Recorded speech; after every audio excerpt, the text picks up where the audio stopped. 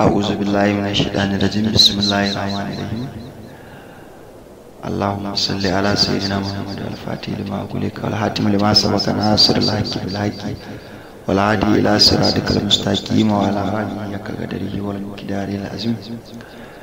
Assalamu alaikum wa rahmatullahi ta'ala wa barakatuhu. Yan uwa barkamu da wannan lokaci. Yau kuma za mu ci gaba da karatun da muka saba na gefen hisabi.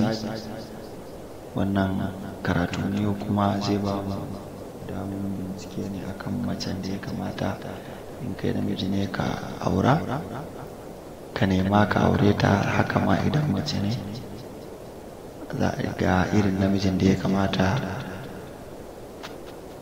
idan ta samu to za a zauna lafiya insha Allah ta'ala, domin kowane lamari yana son a yi bincike a cikin shi.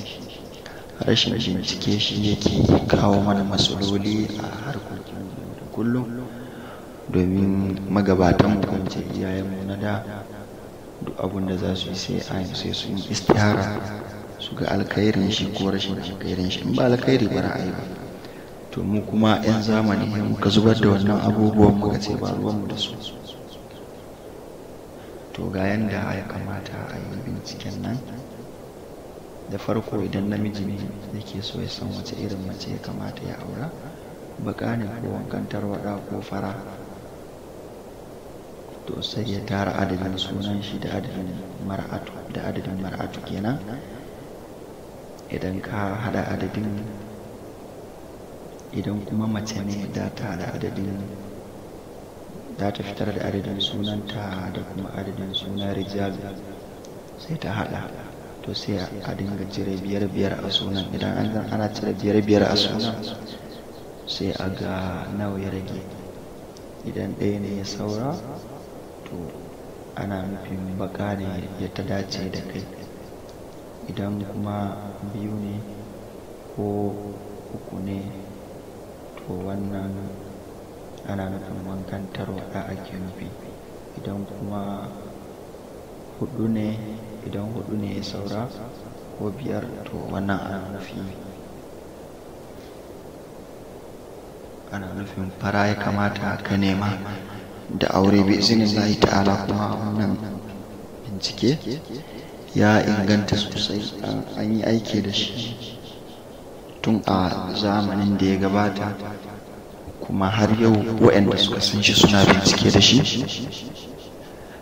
Bincike ne da yake da sauƙi sosai, kuma malaman sun kakkawo shi daban-daban. Sannan insha Allah inda aka yi amfani da wannan gefe akan bincike na gefen macen da ya kamata a nema da aure, to za a ga daidai biznillahi ta'ala. Domin da yadda Allah duk abun da aka yi istihara a kan shi to za a ga daidai kamar yadda ake so. Amma duk abun da aka yi shi babu shawara ba istihara to sai ga ana ta wahala a cikin shi in Allah bai kawo dace ba.